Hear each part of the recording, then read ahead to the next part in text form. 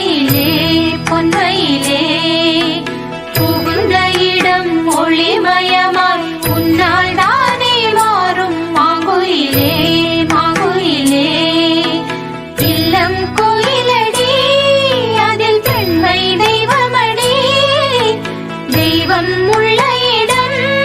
என்றும் செல்வம் பொங்குமடி மணமகளே மணமகளே வாழும் காலம் சூழும் மங்கள இன்று போல என்றும் வாழ்க எங்கள் வீட்டு பொன்மகளே வாழை கன்று போல தலைவன் பக்கம் நின்றிருக்கும் குலமகளே திருநிறை செல்வி மங்கையர்க்கரசி திருமணம் கொண்டாள் இனிதாக